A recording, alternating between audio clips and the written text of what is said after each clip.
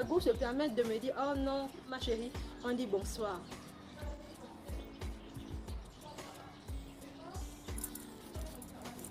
C'est là où l'histoire devient intéressante. Elle me dit, non ma chérie, excuse-moi, mais on dit bonsoir. Et d'un ton que j'ai dit, wow Jésus, ah Jésus, donc tu m'aimes, parce que c'est que je vais déclencher la guerre nucléaire. Guerre nucléaire va sortir de moi.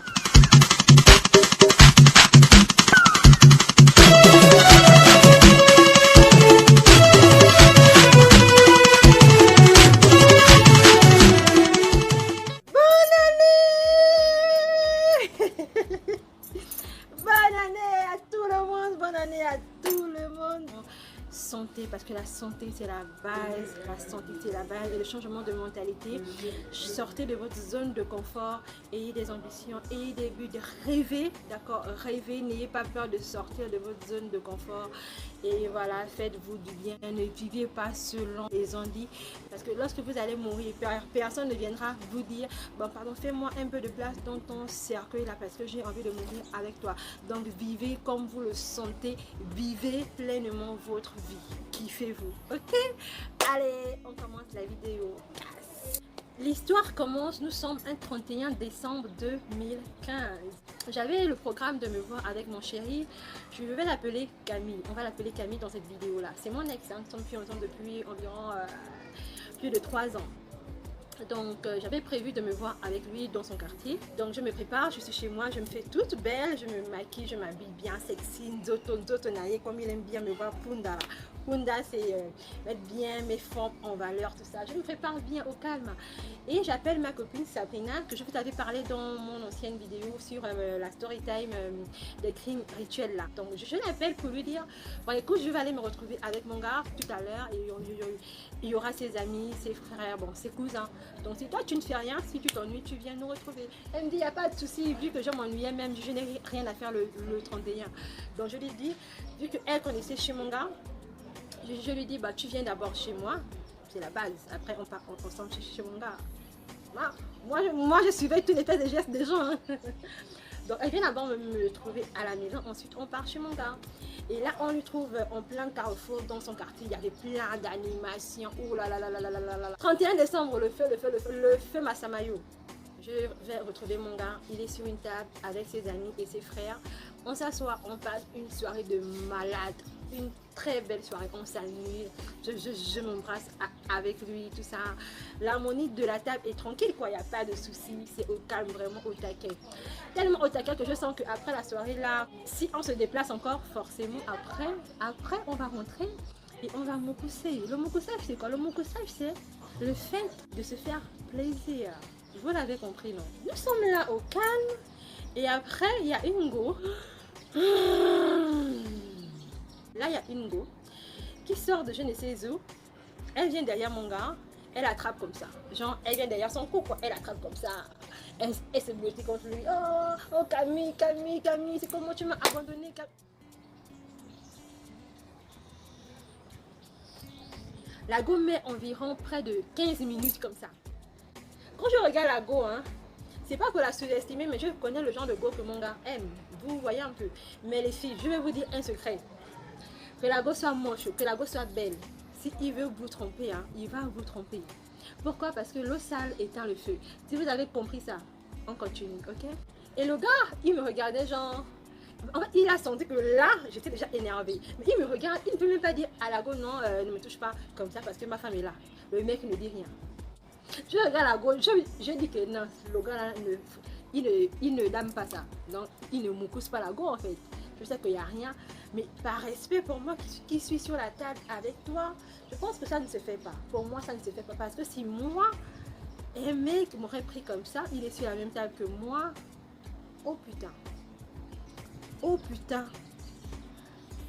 Imaginez la scène. Donc là, je me suis dit, ne t'autorise pas ce que toi, tu m'interdis. Pourquoi tu m'interdis des choses que toi-même, tu t'autorises? Et c'est même pas que je ne suis pas là, je suis là. En fait, je le regardais genre comme ça. Et ma copine m'a dit, calme-toi. Parce qu'elle me connaît, elle m'a dit, calme-toi, non, calme-toi d'abord, il n'y a rien. Je dis que Sabrina, ce que je suis en train de voir là. Après, la fille est partie. Quand la fille est partie comme ça, je lui demande de Camille, ce que tu viens de faire là, c'est quoi c'est? Oh tu es toujours comme ça, tu es trop jalouse, voilà, tu m'arrêtes tes comportements là. Je dis que, je te pose juste une seule question.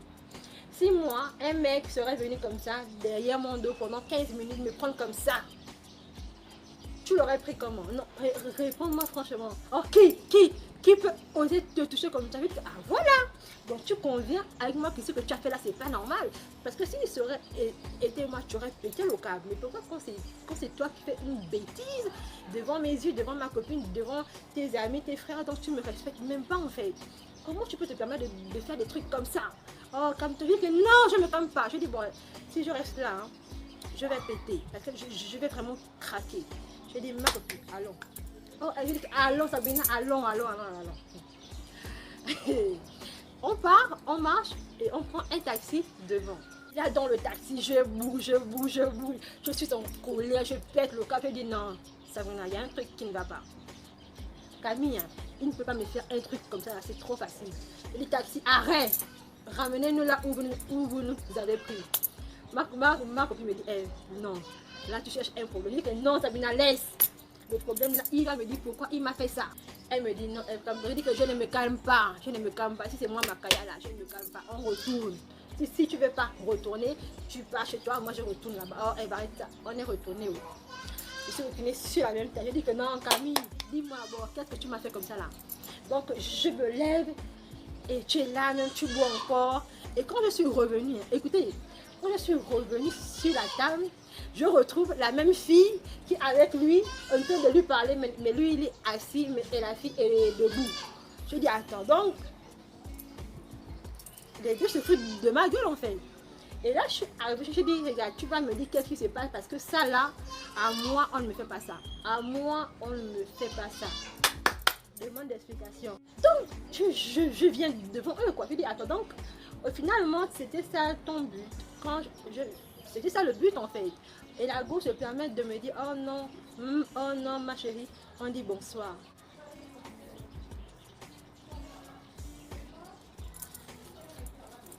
C'est là où l'histoire devient intéressante. Elle me dit non ma chérie, excuse-moi mais on dit bonsoir. Et d'un ton que j'ai dit wow Jésus, Jésus donc tu m'aimes parce que c'est que je vais déclencher la guerre nucléaire. Guerre nucléaire va sortir de moi. Et là, Camille m'a regardé, il a poussé Lago. Il a poussé son ami, là, il a poussé. Et il a dit non, va. Parce qu'il a senti que là, le chien avait trouvé sa viande. Et quand il pousse Lago, j'attrape la main de Lago, je dis que Lago, non, pourquoi tu le pousses? Elle m'a dit, je dois lui dire bonsoir. Donc quand elle est venue t'enlacer là, elle ne m'a pas vu. C'est elle qui est venue nous trouver, non? Pourquoi elle ne m'a pas dit bonsoir? Donc c'est moi qui reviens et c'est moi qui dois lui dire bonsoir parce que c'est quoi? Vous avez quel problème ensemble? Vous est-ce que vous de vous, je telle l'expression, oh non, lui, moi, il n'y a rien. Et là, on s'est mis à s'insulter, à s'insulter, elle et moi, et le mec ne faisait que me calmer, non, calme-toi. Je dis arrête-moi ça, tu es fou quoi, tu es malade, ça ne te va pas. Et là, tellement j'étais en colère, il m'a tiré, il m'a dit bon, là, j'en ai marre de toi, je vais faire sortir tes choses qui sont dans ma chambre, bon, qui sont chez moi en fait, et tu vas foutre le compte de chez moi, toi et moi c'est terminé. Nyambi, toi et moi c'est terminé parce que je suis venue te parler et avec ta soi-disant, je ne sais même pas qui elle est, tu me dis toi et moi c'est terminé. What the fuck? Tu te fous de toi, pas de moi, oh, tu te fous mon frère de toi. Et là, pow, le mec me gifle. Parlez pas, parce que quand il me gifle là, moi je l'attrape ici. J'ai repris mes esprits. Donc le mec me dit, bah écoute, tu sors de chez moi, voilà, toutes tes choses. En fait, il m'entraîne à partir chez lui. Et pour arriver chez lui, il y a genre une descente comme ça. Et sur la descente là, il y a plein de bois, c'est comme un couloir, d'accord? C'est un couloir et c'est non goudronné, c'est une route en fait. Mais il y a une descente et il y a des cailloux, des points, des bois qui traînent par-ci par-là. Et donc dans la descente, il m'entraîne. Je dis moi aussi, je lui dis bah je ne pars pas prendre mes choses. Par rapport à quoi? Toi tu me traites mal, c'est quoi ton problème? Et là le mec commence à me taper tout ça. Moi aussi je lui rends. Oh Makaya. Et à un moment donné, j'ai eu mal au pied. J'ai eu mal au pied, je l'ai poussé et je lui ai dit tu m'as fait mal au pied. Et il m'a dit non, jamais, je n'ai pas fait mal au pied. Je dis non, parce que je sens que sur mon pied, quelque chose ne va pas. Et quand j'ai pris la lampe torche de mon téléphone pour éclairer mon pied, j'ai vu que je saignais au niveau de mon pied en fait, au niveau d'un orteil. Je n'arrivais plus à bien marcher. Je dis mais ça c'est quoi? Je dis que tu m'as blessé au pied. Oh non, c'est pas moi. Est-ce que je t'ai tapé au pied? Je dis que même si tu ne m'as pas tapé au pied, c'est de ta faute si j'ai ça. Et là je ne marche pas bien. Pendant que les autres venaient de crier bonne année, moi j'avais une blessure au pied. Donc j'appelle ma copine et ma copine me dit Eve, là c'est grave, il faut qu'on aille à l'hôpital. Je dis non, toi tu rentres chez toi, moi je vais à l'hôpital seule. S'il te plaît, rentre chez toi parce que là je ne sais pas ce qui peut m'arriver quoi, rentre chez toi. Je dis à mon ami de l'époque, Camille, je suis en train d'aller à l'hôpital. Alors ok, moi je ne pars pas, va seul, je ne suis pas dedans. Le mec ne part pas. Je m'en vais dans une clinique de la place. Quand j'arrive, moi je me dis qu'on va juste me faire des points de suture, que c'est rien de grave en fait, qu'il n'y a rien de compliqué là. Et quand le médecin me nettoie le pied, il met d'abord le daquin, ensuite il met la bétadine, ensuite il met bien la lampe torche, bien pour bien voir. Et là je me rends compte que j'ai le pied ouvert à un degré pas possible. C'est bizarre parce que je n'ai plus les photos, mon pied était ouvert comme ça. Et là le médecin me dit, bah ma fille, là c'est pas des points de suture, mais vous allez subir une opération. Et là j'ai pensé à mon père en fait, à mes parents qui m'avaient demandé de ne pas sortir. Et un médecin m'a annoncé une nouvelle comme ça. Et mon gars s'est lavé les mains de moi. Je suis dit, mais ça c'est que 31 décembre. God, c'est quoi ça? C'est quoi ça? Et là, j'ai appelé mon ami. D'abord, je lui ai dit, je suis à l'hôpital et c'est grave, c'est vraiment grave, donc il faut que tu viennes. Oh non, ok, moi, je ne viens pas. Ensuite, j'ai appelé mon père. Oh my God. J'ai dit, papa, c'est elle. Oui. J'ai dit, j'ai fait un accident. J'étais en boîte de nuit et j'ai glissé. Et là, il a crié au téléphone que ma fille, on t'a dit de ne pas sortir. Tu es où? J'ai dit, papa, je suis à telle clinique. Et il est venu peut-être 20 minutes plus tard avec ma mère.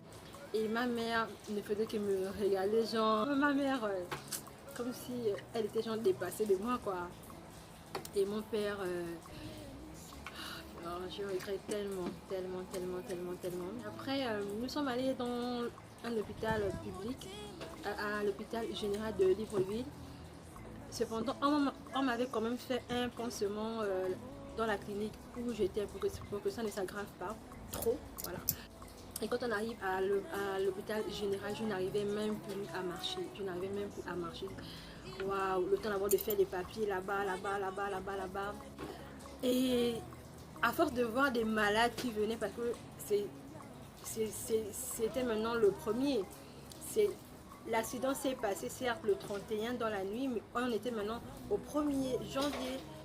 Et là, on voyait des tas de blessés qui ne faisaient qu'arriver. J'avais vu un malade qui avait un couteau dans la tête, enfoncé comme ça, mais il était là. Un autre, le sang ne faisait que sortir de son ventre. Un autre. Jusqu'à ce que j'avais même oublié mon problème en fait. J'étais dépassée. Et après, j'ai pu voir un médecin pour une consultation. Il m'a dit qu'est-ce qui t'est arrivé. J'ai d'abord monté, donc voilà, j'ai glissé dans une boîte de nuit. Et après, il m'a dit non, ma fille, dis-moi la vérité. Parce que quand je vois ton visage, tu es un peu gonflé. Et ça là, c'est pas en glissant. Il y a eu une altercation, oui ou non. Et là, je me suis mise à pleurer. J'ai dit pardon, docteur, ne dites pas ça à mes parents, pardon, docteur. Et il m'a dit, ah les enfants de maintenant, le 31, on ne sort pas. 31 premier, on reste à la maison en famille. Et j'avais honte de moi de déplacer mes parents qui sont âgés. Ils étaient maintenant en train de faire les papiers, mon père, par-ci, par-là. Je dis tout ça pourquoi? Tout ça pourquoi, Seigneur? Et c'est comme ça que j'ai fait plus de 1 mois à l'hôpital. J'ai fait 1 mois d'hospitalisation, 1 mois et je pense 2 semaines d'hospitalisation. Le mec est venu me voir une fois. Je me suis fait opérer le pied. On m'a mis le fer dans mon pied et il fallait que je me fasse réopérer encore. Ça c'est une story time que je vais encore vous faire une autre fois. Donc j'avais le fer dans le pied pour que les os se redressent bien. Ensuite, je me suis fait réopérer peut-être 7 mois plus tard pour enlever le fer parce que le pied était déjà bien quoi. Mais j'ai des séquelles, j'ai vraiment des séquelles. Et le mec, qu'est-ce qui s'est passé? Quand je suis sortie de l'hôpital, j'avais tellement la haine contre lui que j'ai porté plainte. J'ai porté plainte et il m'a dédommagé. Voilà, j'ai été opérée, j'ai fait 1 mois d'hospitalisation. Mon ex il m'a dédommagé parce qu'on n'est plus ensemble. Il m'a donné mon argent, tout ce que mes parents avaient dépensé, c'était oulalalala. C'était grave. Et quand j'ai porté plainte, j'avais des preuves, des photos, tout ça, et voilà quoi. Et voilà, donc c'est pour ça que moi je sors pas les 31, je sors plus les 31 ni même les premiers, je reste chez moi, tout comme les 24 décembre, les 25 décembre, Makaya. Je suis chez moi, je sors pas, je reste maintenant chez moi bien clôturée comme ça. Et à ma soeur aussi, voilà, je voulais signaler qu'il y a ma soeur, le 31, elle a appelé ma mère pour dire à ma mère que dites à Eve de ne pas sortir parce que papa n'est plus là pour l'emmener à l'hôpital. Et ça m'a fait de la peine d'entendre ça parce que je me suis rendu compte que mon père n'était plus là, voilà, il est décédé. Et que voilà quoi, et que c'est passé tellement vite comme ça. 2020 en tout cas, c'est... Et voilà la famille, j'espère que la vidéo vous a fait plaisir. Vraiment j'espère que la vidéo vous a fait plaisir. Je vous embrasse, je suis très contente de vous retrouver comme ça sur YouTube. Ça faisait un bon moment que j'avais pas filmé, mais je suis de retour, c'est 2020 la famille, c'est 2020 et 2020 il y aura de belles surprises, je vous rassure. Allez, je vous embrasse et surtout, n'oubliez pas, soyez vous-même car les autres, ils sont déjà pris.